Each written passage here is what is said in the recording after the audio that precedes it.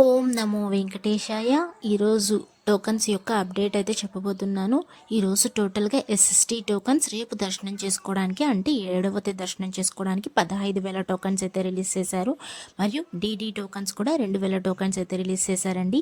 ఈ టోకన్స్ శ్రీనివాసం, విష్ణు నివాసం, భూదేవి కాంప్లెక్స్లో మాత్రమే ఇస్తారు, ఇంకెక్కడ ఇవ్వరు.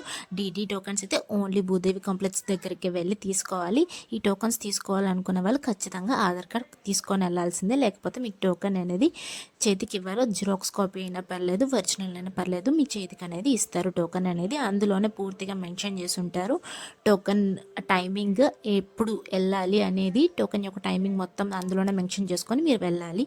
అలానే నిన్నటి రోజున స్వామివారిని ఎంతమంది దర్శించుకున్నారు అనేది చూద్దాం. 61,655 మంది నిన్నటి రోజున స్వామివారిని దర్శించుకున్నారు. 21,003 మంది స్వామివారికి తలనీలాలు సమర్పించారు. 3,89,00,000 రూపాయలు హుండీలో స్వామివారికి కానుకలుగా సమర్పించారండి.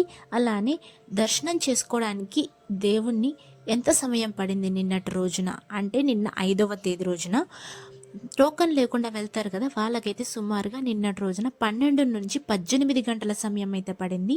మరియు ఎస్ఎస్టీ డీటీ టోకన్స్ తీసుకొని వెళ్ళే వాళ్ళకైతే సుమారుగా నిన్నటి రోజున 4 నుండి 6 గంటల సమయం అయితే పడిందండి. అలానే 300 రూపాయల ఎంట్రీ దర్శనం అయితే 3 నుంచి 4 గంటల సమయం అయితే పడింది.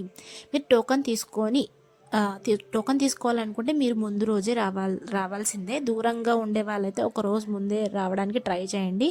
ఒకసారి ఫాస్ట్గా ఇస్తారు టోకన్స్, ఒకసారి లేట్గా ఇస్తారు. ఆ టైమింగ్ అనేది తెలీదు, ఒక్కొక్కసారి 12కి ఇస్తారు, 1కి ఇస్తారు. సో మీరు కొంచెం ముందే రావడానికి ట్రై చేయండి. అలానే క్యూ లైన్లో ముందే నిలబడాలి, లేకపోతే టోకన్ అనేది ఫాస్ట్గా అయిపోతున్నాయి. సో అందుకని అందరు తెలుసుకొని రావాలి. Please like, share and subscribe my channel. అందరికీ ధన్యవాదాలు. ఓం నమో వెంకటేశాయ.